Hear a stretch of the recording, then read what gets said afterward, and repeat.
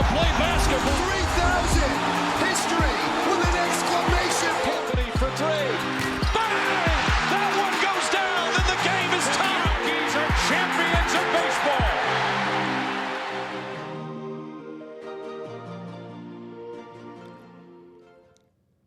All right. Well, hello, everybody.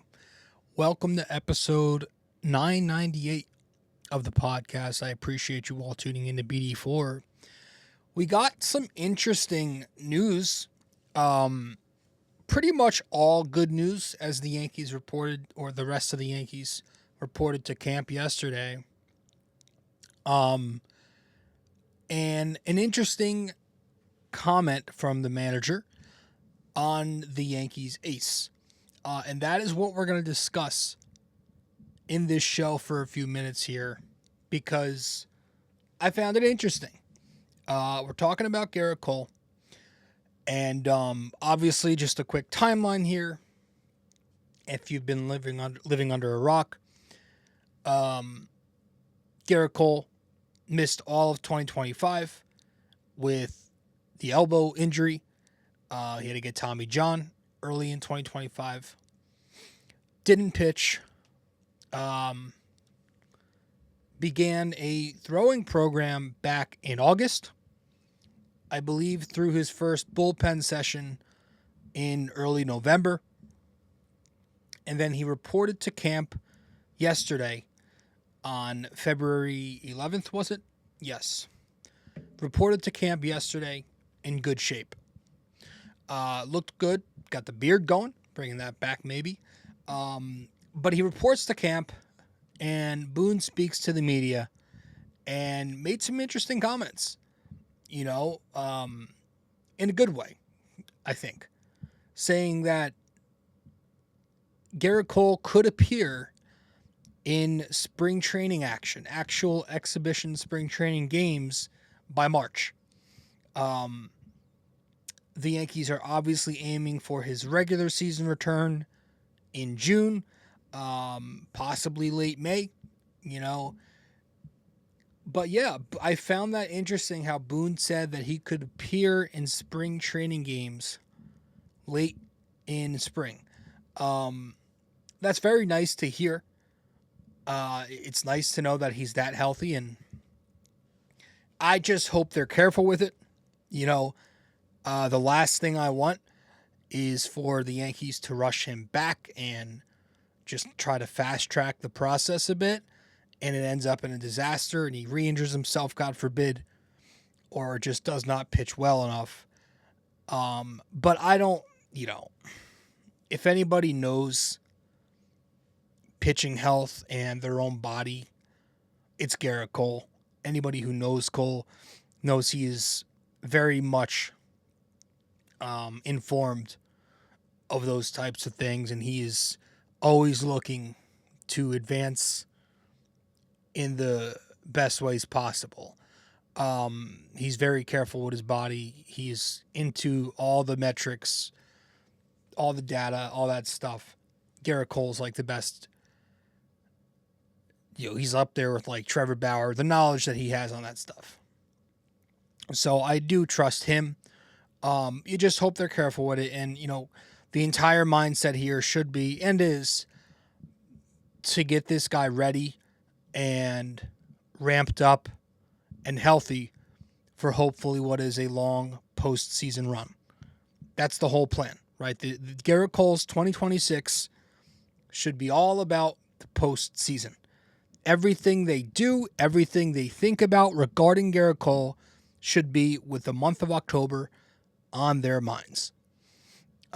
So if he does pitch in spring training, I will be paying close attention to see how he looks, you know. And that's what we're going to do, obviously, when he returns in the regular season too. Just to see how this stuff looks. What will Gerrit Cole look like? You know, I'm not looking for Gerrit Cole to dominate the regular season. You know, I don't care what his results are. If you care about this kind of stuff, the projections are interesting. We'll read off 3 projections here from Fangraphs. Their Zips projections have Gerrit Cole making 19 starts, throwing 115 innings, striking out 111 batters, and posting a 3.91 ERA. Zips tends to be pretty conservative.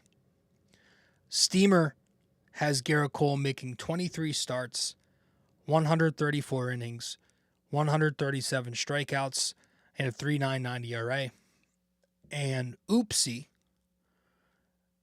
who tends to be more optimistic than Steamer and Zips, have him making 23 starts, throwing 129 innings, striking out 140 batters, and posting a 3.59 ERA. So any of those projections would be a win, to be honest. But I'm not going to lie. I don't care. I just... What I care about is when he returns. What I care about is how does the stuff look when he gets back? Can he build up by October? Can he find a rhythm in September before October? Can he stay healthy and recover in between starts? I just don't want them to take it too slow so he's not ready by October. And I also don't want them to rush him back for obvious reasons. Because he's obviously 2 years older from the last time we saw him pitch in the World Series. He's 35 right now. He'll be 36 by September.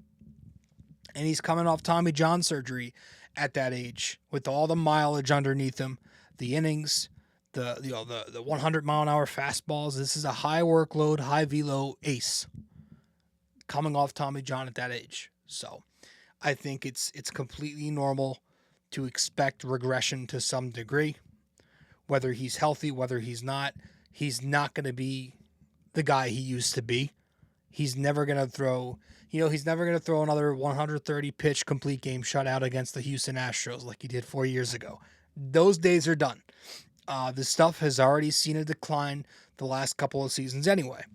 We'll go over some of those numbers here because I have them on the screen, on my screen, not your screen. His four-seam velocity has started to slowly take a tick down. It sat 97.8 in 2022.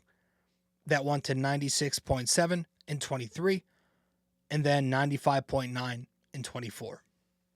So nearly a 2-mile-an-hour dip in fastball velo in a 2-year span. The four-seam action has not been the same. The arm side run has not been as exaggerated. He got 10.4 inches of tail on the four-seamer in 2022. That dropped to 8.4 inches in 2023. And then it dropped even more to 6.6 inches of tail in 2024. So nearly a 4-inch dip in horizontal break in his fastball in a 2-year span. The whiff rates on his four-seamer, because of the break and the velo dips, that's also taken a decline. 28.9% whiff rate on the four-seam in 2022, 23% whiff rate in 2023, and 23.5% whiff rate in 2024. So nearly a 5.5% dip in swing and miss over a 2-year span. The stuff plus on the four-seam fastball has taken a dip. 124 stuff plus in 2022, really good, but that dipped all the way down to 105 stuff plus in 2023, and then 107 stuff plus in 2024. So the fastball is just not the same. It doesn't have the same life, and now he's coming off Tommy John. Obviously, same goes for his off-speed and breaking stuff. He's seen similar dips in break, stuff plus, and whiff rates. And then overall, you look at the entire pitch mix combined, his chase rate has dipped over 5% the last 2 years. His whiff rate has dipped almost 9.5% the last 2 years. His K rate has dipped 7% the last 2 years. And his stuff plus has dipped 12 points in the last 2 years. So we just don't know. I think that's the thing. The floor can be very low and the ceiling can be very high, to be fair. Is he going to be pitching more like Sandy Alcantara? Or is he going to look more like Justin Verlander post Tommy John? Right? With Sandy's case, Sandy got Tommy John back in October 2023. He missed all of 2024, came back in 2025, was very up and down, but had much better results in the second half. But he's also 5 years younger than Gerrit Cole. However, with Justin Verlander, he got Tommy John way back in September of 2020. He missed the entirety of 2021. Comes back in 2022, wins a Cy Young Award at age 39. So it's possible. That's kind of the floor and ceiling here. The reality, though, is that most pitchers that come back from Tommy John do struggle. They struggle, and many of them are a lot younger than Gerrit Cole is. So, again, the days of Gerrit Cole being peak prime Cole, those are over. I think the fair question is, how far is he from that level, though? That's the question, right? Can he still be enough to call him an ace? We'll see. We'll talk more about this when we return from a break real quick here in episode 998. Stay with us. Quick break here, guys. Stay connected with BD4 on social media. Follow us on Instagram and X at BD4Pod, and find us on Facebook by searching BD4. Don't miss out. Join the conversation.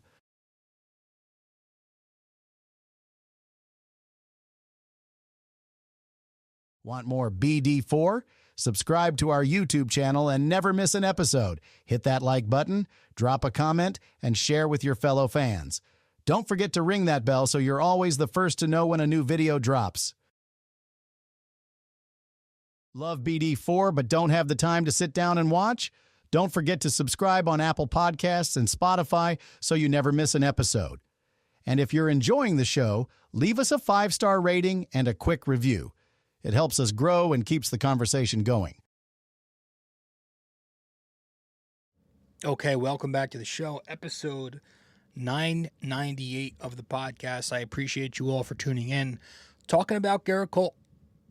Coming back from Tommy John surgery. Again, to recap, got the Tommy John in March of 2025. So he missed the entire season, began his throwing program in August, threw his first bullpen in November, reported to camp yesterday. Boone makes comments saying that he could appear in spring training games, and hopefully he's back for June. There's a chance he's back in May. So that's where we are regarding his progress. But in the meantime, the Yankees are going to need some guys to step up. They're going to need guys to bridge the gap here. And obviously he's not the only one who's out. Carlos Rodon will be out for a minute. And Clark Schmidt will be out for a little bit longer than that. But entering the season with these injuries, the Yankees will be going into it with Fried, Schlittler, Heel, Warren, and Weathers. That seems like, in all likeliness, that's going to be the rotation. With like Blackburn and Yarbrough as your insurance guys. God forbid. But, Max Fried, I think we're all confident in Max Fried. I think he is an ace. I think he has proven to be an ace. He's nasty. You just hope that Fried can stay healthy. Knock on wood, he was last year, but he has had some injuries in the past. He is over 30. Cam Schlittler. Now, Schlittler, it would be so nice to get a big season from him. He was excellent last year, and obviously a small sample. Has the big game in the wild card game 3. Would be awesome. Adding a changeup, I think, is great to help him get lefties out. I'll be interested to see what that looks like in spring. But he actually, he has been dealing with back soreness. So they called it back inflammation. We'll see where that lands. Doesn't seem like it's anything that's crazy. But, Hopefully he's good to go for the start of the regular season. And then, you have your other 3 wild cards, Heel and Warren and Weathers. It's the next step in Will Warren's development. How does that go? It's health with Luis Heel. It's health with Ryan Weathers. Heel is interesting to me the most because we talked a lot about Weathers and Warren before and Schlittler, but Heel, we haven't talked a lot about this offseason. When he's right, he's really good. When he's fully right, the velocity's there. He gets swing and miss. He'll get guys chasing outside the zone. We've seen that. He makes it look really easy.